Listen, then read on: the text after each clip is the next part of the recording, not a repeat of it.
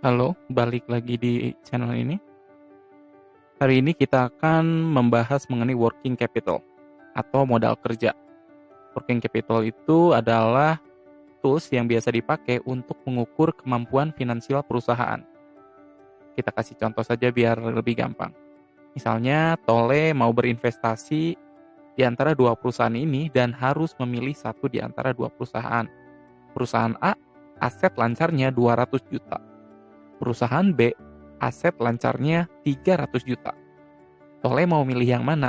Apakah B? Kan lebih besar ya aset lancarnya. Ternyata belum tentu. Inilah pentingnya working capital. Kita jelaskan lebih lanjut.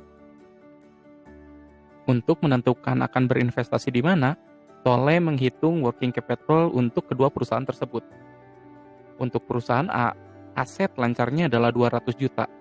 Ini adalah aset yang bisa dicairkan menjadi cash dalam waktu 1 tahun atau kurang.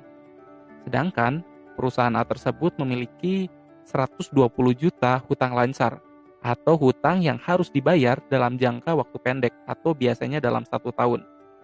Lalu Tole menghitung working capital dengan mengurangkan aset lancar dengan hutang lancar. Dan hasilnya adalah positif 80 juta.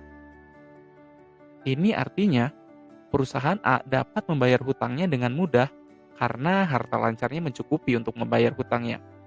Ini adalah salah satu tanda bahwa perusahaan tersebut efisien dan relatif menguntungkan. Lalu Tole pun menghitung working capital untuk perusahaan B. Perusahaan B memiliki aset lancar yang lebih besar, yaitu 300 juta. Sedangkan untuk hutang lancarnya ternyata lebih besar lagi, yaitu 350 juta. Artinya, working capitalnya adalah negatif 50 juta. Ini mengindikasikan bahwa perusahaan akan kesulitan untuk membayar hutangnya, bisa-bisa tidak bisa. Ini adalah indikasi yang kurang baik. Implikasinya perusahaan bisa-bisa harus menjual asetnya, pinjam uang lagi, atau paling parah, perusahaan bisa bangkrut. Oleh karena itu, Tole memilih perusahaan yang relatif lebih sehat, yaitu perusahaan A untuk berinvestasi. Karena working capital membantu kita untuk menganalisa kesehatan keuangan perusahaan. Tetapi harus diingat, working capital atau modal kerja bukanlah satu-satunya indikator yang bisa dipakai untuk melihat apakah investasi ini bagus atau tidak.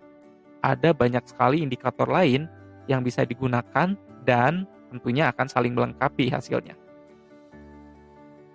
Nah, apabila kalian ingin belajar mengenai hal lain dan juga ingin belajar akuntansi dengan metode tanpa menghafal dengan pure menggunakan logika, kalian bisa klik ebook gratis mengenai hal itu dengan klik itu link yang ada di deskripsi. Dan apabila kalian merasa ini bermanfaat, kalian juga bisa subscribe dan like. Kalau misalnya ada yang ingin ditanyakan, kalian pun boleh berkomentar di kolom komentar. Oke, terima kasih. Sampai jumpa lagi.